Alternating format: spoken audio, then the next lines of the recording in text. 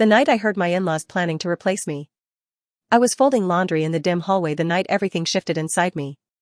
The house was always too loud, too crowded, too full of opinions that weren't mine, but somehow I'd convinced myself that living with my husband's parents was temporary, just part of saving for a future we kept promising each other.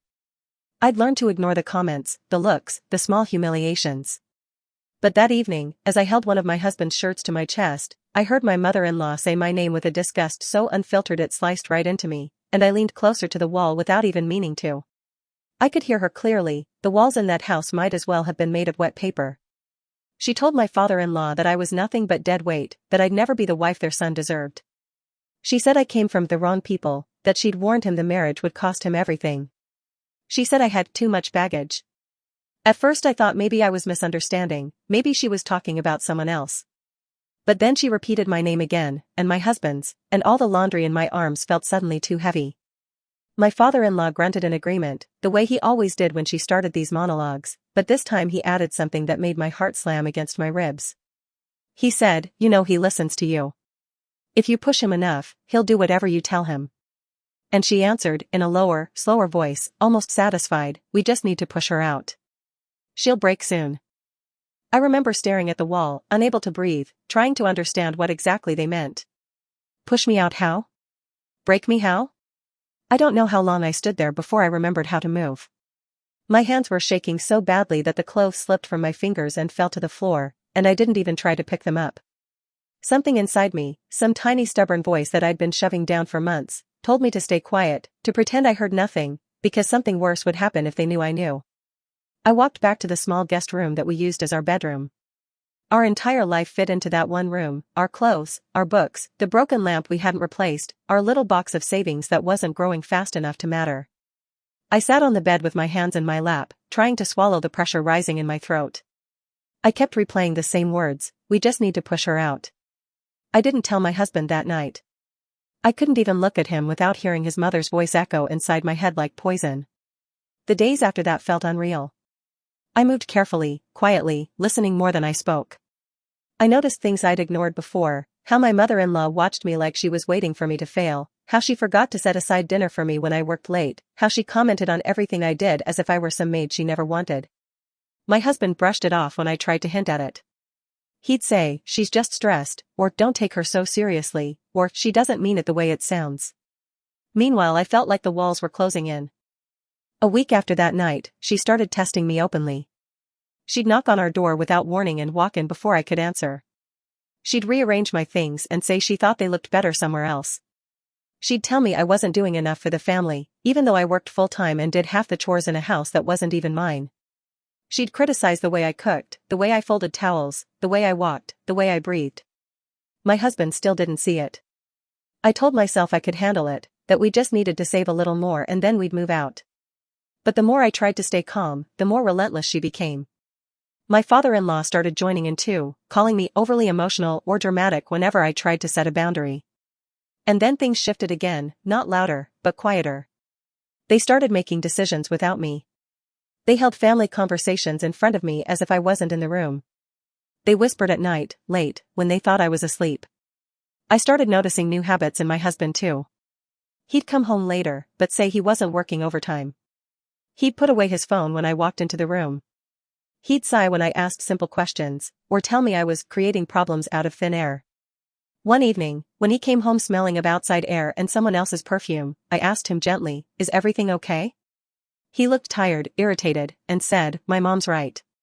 You really do overreact to everything." Hearing him use her words, those exact words, felt like stepping into cold water. I didn't know it then, but they'd been talking to him for weeks, dripping poison into his ears, slowly convincing him that I was holding him back, that I wasn't good for him, that I wasn't good enough.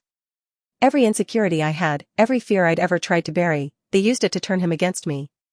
But that wasn't the worst part. The worst part came one Sunday morning. I was cleaning the kitchen when my mother-in-law walked in and said, completely casually, "You know, dear, women like you usually end up going back to their parents eventually. It's nothing to be ashamed of." I asked what she meant, even though I knew. She smiled like she'd been waiting for that moment. She said, "It's just a matter of time. You won't last here." I felt the air leave my lungs. Because in her tone, in her eyes, I heard the truth. She wasn't predicting it. She was planning it. I left the kitchen without finishing the dishes. I went to our room, locked the door, and sat on the floor with my back against it. I tried not to cry, because I didn't want to give her the satisfaction of hearing me. I didn't want to be the too emotional girl she made me out to be. But I cried anyway, silently, letting the tears fall into my hands. That night, when my husband came home, he barely spoke to me. He lay on the bed scrolling through his phone while I sat beside him with a knot in my throat. And then he said something so casually, so quietly, that it felt like a knife sliding between my ribs. He said, "Mom thinks maybe we rushed into getting married. Maybe we should take a break." Just like that. Like suggesting we buy a different brand of milk. I remember staring at him, waiting for him to laugh, to say he was joking. He didn't. He didn't even look at me. I asked if that was what he thought. He shrugged. Shrugged. Like our whole relationship was some inconvenience he hadn't figured out how to fix. I asked him to look at me. He finally did, and his eyes were empty. Not angry, not sad, empty. Like someone had scraped out everything we built and replaced it with doubt. His mother's doubt. His father's. Everyone's except mine. He slept facing away from me that night. I barely slept at all. And sometime around 3 a.m, I made a decision. Not an impulsive one. Not dramatic. Just a decision born from weeks of hearing whispers through walls and pretending not to notice them. A decision born from realizing I was fighting a war completely alone. In the morning, before anyone woke up, I packed the essentials. My documents. A few clothes. The small box of savings. I didn't take anything that wasn't truly mine, because I didn't want them to accuse me of stealing. I didn't take the mug my husband bought me on our first date, or the tiny bracelet he gave me when we got engaged. I didn't take anything that held memories, because at that point they felt like lies. When he woke up, I told him I was leaving.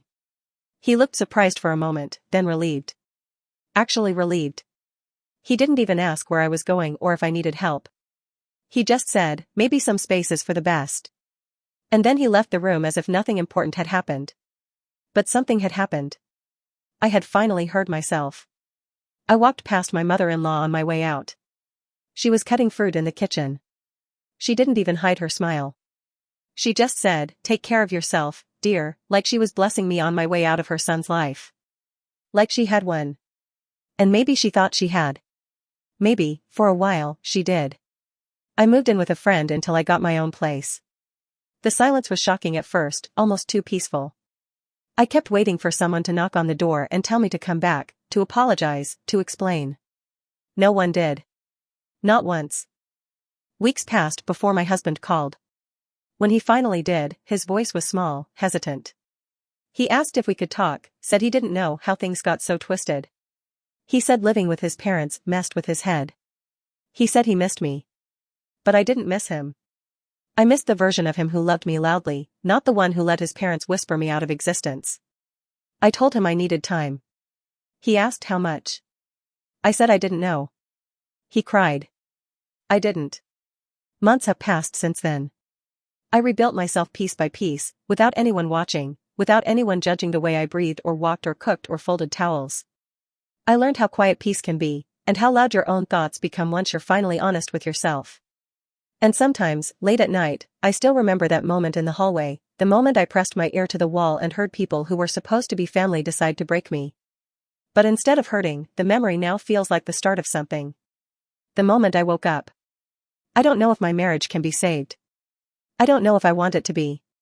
But I do know this. I will never again live in a house where walls whisper against me.